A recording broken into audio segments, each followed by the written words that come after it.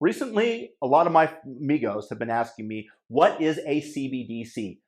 What that stands for, centralized bank digital currency. Now, in order to explain that, let's explain briefly what money is and what it used to be. Money used to be a medium of exchange, a bearer asset, hopefully, that would hold its value throughout time. And then originally, the government would print coins, for example, in ancient Rome, with a certain percentage of it being silver or gold that was harder to come across.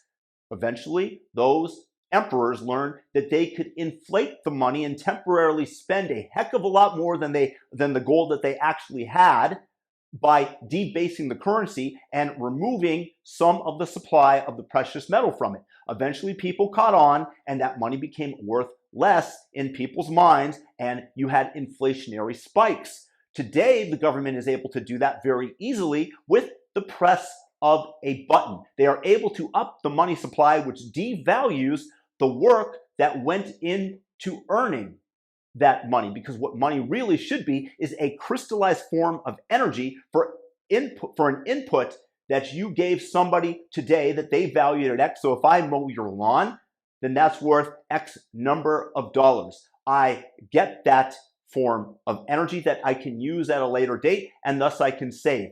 Thus I have a time horizon where I can plan. When you inflate the money, you are ruining the ability of people to plan, especially when the inflation rate spikes as it has around the world and in the United States today. With at least, though, I'm able to access that currency via the bank. Today, the government has a tough time to get a hold of your money because they have to go through intermediaries, the courts. They have to go through the banks in order to deprive you of your funds. In Canada, for example, during the truckers' movement, Justin Trudeau had to convince the banks, the government had to convince the banks in order to freeze the money. The banks, theoretically, could have said no. Of course, they were pussies. They did not stand up to the authoritarian government of Canada, China, and they froze the truckers' money. This has created massive unrest with investors around the world who no longer trust Canada. Like me, I pulled all my money out of my Canadian bank accounts.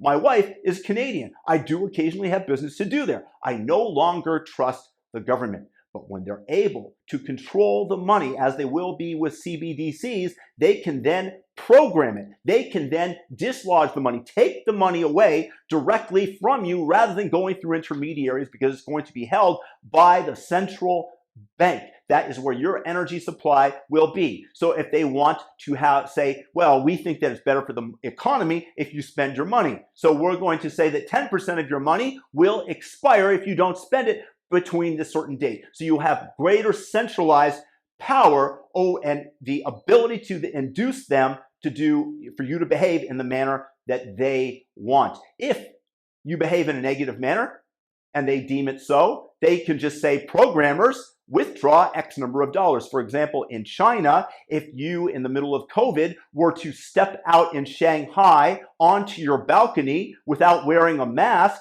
they have drones flying overhead that snap a photo of you. They run that photo automatically through a central database, and using facial recognition software are able to determine who you are and deduct the money from your account, your CBDCs, with the Central Bank of China. This is a dystopian way to live, and the government will be able to use this to control you over and over again. So if Elizabeth Warren decides, you know what?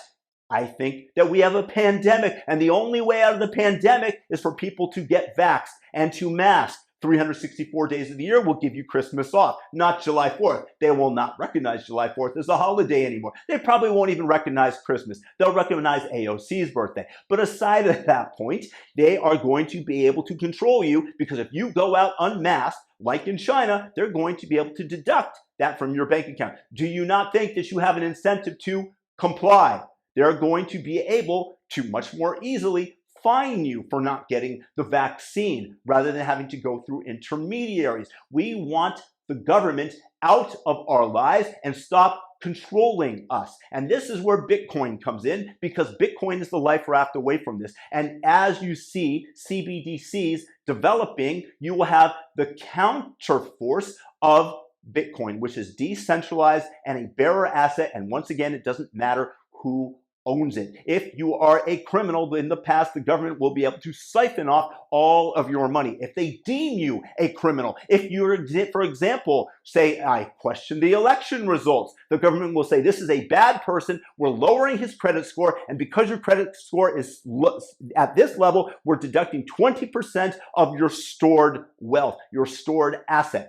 This is a tool, of course, of compliance, of people having to do exactly what the government tells them, what the central authority decides. That's why it's a central bank digital currency. And you should not trust the government for a second, because you see what happens when they coalesce power. And it might be some well-intentioned person that's in there at first, but eventually you're going to get somebody like Elizabeth Warren or AOC that want to control your speech, that want to control your action. And they'll say, yo, sure, freedom of speech is legal according to the First Amendment, but that doesn't mean that speech doesn't have consequences. So we will, as the central planners, deprive you of your digital currency.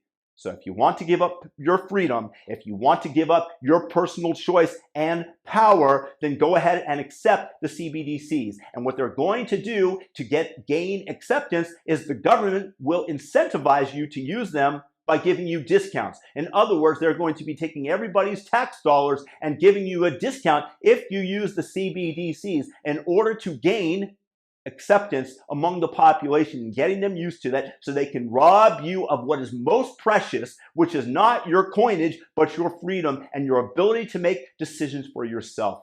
So CBDCs, let's all resist them with everything that we have, because it's a Trojan horse to centralize control and to rob you of your freedoms. Bitcoin is a life raft away from this, and that will see greater demand as these CBDCs are implemented. And you're going to have a network state where people will value freedom, and where decentralized cryptocurrency will be the choice of trade. Peace and blessings.